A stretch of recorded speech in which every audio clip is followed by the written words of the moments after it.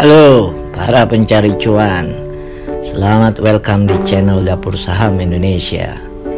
Channel yang akan membawa lu semua sadar akan kenyataan di bursa saham. Salah satu cara gampang kalau lo mau bikin daftar indeks saham pribadi, bisa pantau apa direksi atau bos pemilik emiten punya banyak sahamnya. Logiknya, mana mau direktur bakar uang buat beli saham yang perusahaannya bakalan bangkrut atau delisting di pasar saham. Bener nggak? Ada beberapa data pemilik atau jajaran direksi beli saham perusahaan sendiri, kadang dalam jumlah yang gede. Gue kasih contoh, pemilik emiten yang doyan beli saham emitennya sendiri. Ada Lo Tu Kong, pemilik merangkap direktur utama PT Bayan Resources Tbk, kode sahamnya BYAN atau Bian. Kong diberitain nambah kepemilikannya di perusahaannya sendiri sampai 1,29 triliun rupiah. Saham Bian udah naik 63,07% dari awal tahun. Sekarang harganya udah Rp42.725. Kalau lo baca Forbes, Kong ini duduk manis di peringkat 18 orang terkaya di Indonesia. Dengan catatan kekayaan bersih menurut Forbes, billionaires mencapai 2,5 miliar US dollar atau setara dengan 35,75 triliun kalau kita pakai kurs 14.300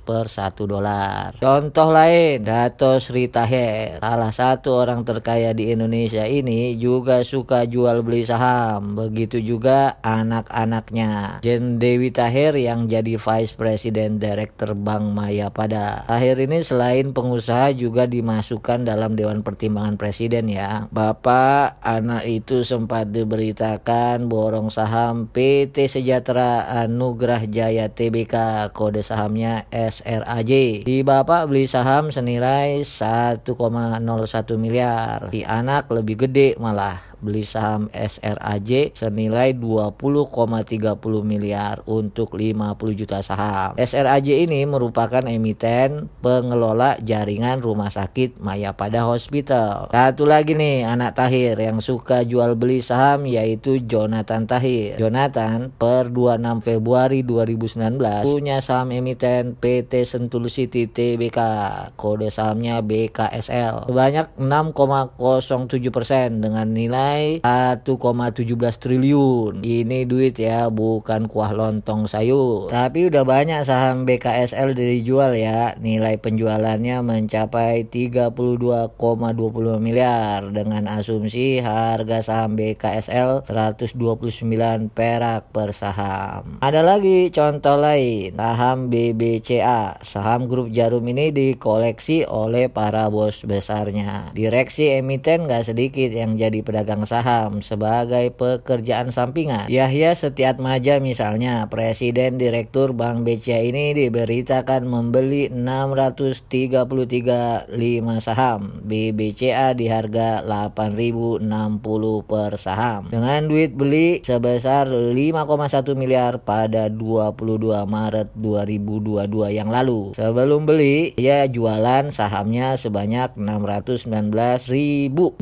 saham BBCA di harga 8.050 atau setara 4,99 miliar. Bukan presiden direktur BCA doang yang suka jadi pedagang saham. Jajaran direksi dan komisaris Bank BBCA ini kompak suka beli saham emitennya sendiri. Ada Rudi Susanto, direktur BBCA, Tony Kusnandi, komisaris BBCA, Vera Evelim, direktur BBCA, Johan Emir Setiono, presiden komisaris BBCA juga suka jual beli saham. Jori Chandra, Santoso, Suburtan, semua itu direktur BBCA juga sering beli saham emitennya sendiri. Transaksinya miliaran. Asik kan kalau bos-bos masuk pasar saham jual belinya miliaran dong, bahkan triliunan. Jadi kalau cuan beras. Sampai di sini ada 3 catatan penting yang gue mau sampein. 1. Big boss dan orang kaya bisa bebas mau beli sekaligus miliaran dalam sehari atau dengan skema menyicil. Catatan kedua, Konglomerat dan orang kaya bebas, bisa beli di pasar reguler, bisa juga beli sahamnya di pasar nego. Yang ketiga, nggak semua saham kalau dibeli sama Big Boss dan konglomerat harganya otomatis naik. Beda dengan Quong misalnya yang harga saham Bian naik sejak awal tahun, saham SRAJ dan BKSL yang dibeli keluarga Tahir justru turun. Bahkan gue bisa contohin yang lebih ekstrim. Contohnya Khairul Tanjung, bos City Corpora. Orang kaya ini sempat borong saham Garuda Indonesia sebesar 633.739.990 saham. Duitnya nggak kurang 317,23 miliar diberi dari Fine Gold Resources Ltd. Sekarang saham PT Garuda Indonesia Persero Tbk lagi kena suspend alias dihentikan perdagangan sahamnya karena masuk proses penundaan kewajiban pembayaran utang PKPU. Kalau konglomerat nyangkut di saham 317